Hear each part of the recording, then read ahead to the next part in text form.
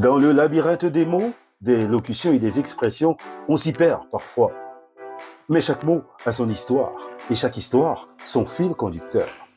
Sur la chaîne YouTube JC Group, je vous propose Le Fil d'Ariane, le podcast qui vous donne la clé pour comprendre les expressions françaises, une à la fois, un jour à la fois.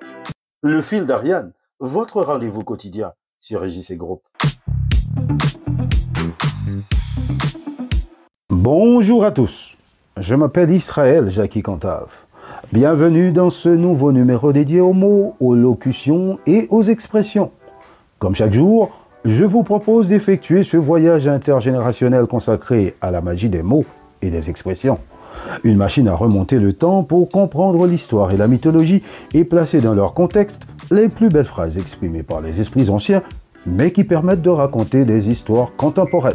Voici, mesdames, messieurs, Le Fil d'Ariane. Le Fil d'Ariane, du lundi au vendredi sur la chaîne YouTube de IJC Group. Aujourd'hui, les amis, nous nous rendons à Rome. Pas à la cité du Vatican. Non, encore que ce dont nous allons parler aurait pu avoir lieu dans la cité. Mais non, on ne rigole pas avec les souverains. Bref, je vous emmène dans l'Antiquité romaine à la découverte d'un mot. Les bacchanales. Alors là, il y a beaucoup à dire, les amis, et ça tombe bien, je suis là pour ça, et nous avons le temps. Les bacchanales, en tant que fêtes religieuses et secrètes, ont été introduites à Rome vers le IIIe siècle avant Jésus-Christ, inspirées des fêtes grecques en l'honneur de Dionysos. Leur période la plus célèbre et qui a marqué l'histoire romaine se situe au IIe siècle avant Jésus-Christ en raison du scandale qui en a découlé. Elles ont commencé vers 189 avant Jésus-Christ. Elles se déroulaient initialement en secret, plusieurs fois par an. À partir de 186 avant Jésus-Christ, le Sénat romain, alarmé par le caractère jugé subversif, violent et débauché de ces rassemblements nocturnes, a promulgué le Senatus Consultum de Bacchanalibus. Tout ça pour dire une loi interdisant les bacchanales. Mais ce décret ne les a pas totalement supprimées. Il les a strictement interdites en tant que culte de masse et a sévi avec une grande sévérité, obligeant toute célébration future à recevoir une autorisation spéciale du Sénat. Malgré cette répression, la pratique a pu persister de manière semi-clandestine, notamment dans le sud de l'Italie. Et voilà qu'on en parle aujourd'hui. Mais alors, que sont les bacchanales? Le Fil d'Ariane, votre rendez-vous quotidien. Le mot bacchanal, toujours au pluriel, vient du mot latin bacchannalia, qui désigne les fêtes de Bacchus. Mais, et c'est qui celui-là? Bacchus est le nom du dieu romain du vin, de la vigne, de l'ivresse et des excès, l'équivalent du dieu grec Dionysos. C'est l'un des dieux les plus importants de la mythologie romaine. Sa fonction principale est d'avoir inventé et enseigné l'art de la viticulture et de l'œnologie, étude des techniques de fabrication et de conservation des vins. Il incarne l'état d'extase et de fureur religieuse ainsi que les excès et la débauche. Il est un dieu des forces vitales de la nature. Il est associé aux festivités bruyantes et désordonnées, les fameuses bacchanales. Il est souvent représenté entouré de son thiasis, son cortège, qui comprend des bacchantes, ces prêtresses en transe, appelées ménades chez les Grecs, des satyres et son vieux tuteur, Silène.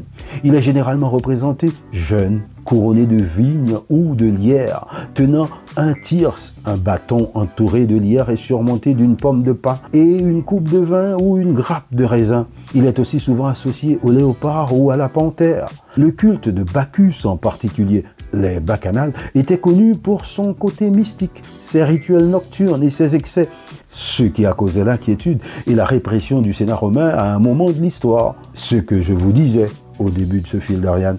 Le mot bacchanal s'écrit avec 2 C et un H. C'est un terme féminin toujours au pluriel.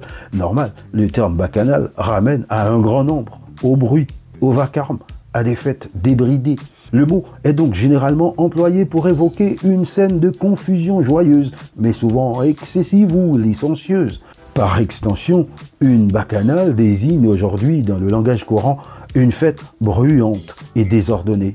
une débauche, un rassemblement où l'on mange, où l'on boit et où l'on se livre à des excès avec un grand déchaînement. Bon, disons le mot, c'est une orgie. Le fil d'Ariane, une expression, un jour à la fois.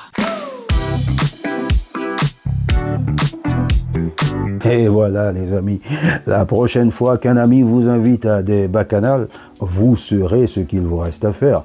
Aller ou ne pas y aller, that is the question, comme dira l'autre. Mais au moins, vous saurez de quoi il s'agit. Et le fil d'Ariane, c'est fini pour aujourd'hui. Vous le savez, le fil d'Ariane, c'est un rendez-vous quotidien. Donc, je vous retrouve demain. Et cette fois, nous avons rendez-vous avec un artiste doublé d'un ingénieur pas commode, Dédale. J'ai hâte de faire sa connaissance. Mais d'ici là, continuez de vous abonner à la chaîne YouTube IJC Group pour découvrir d'autres contenus.